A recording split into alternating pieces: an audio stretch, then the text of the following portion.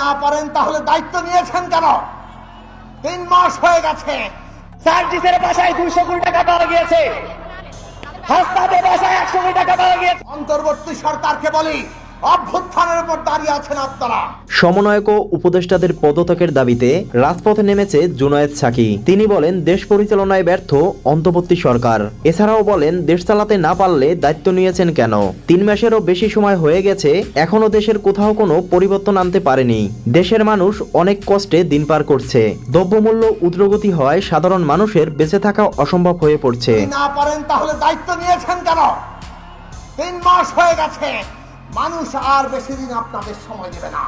মানুষের চাওয়া অনুযায়ী আপনাদের চলতে হবে।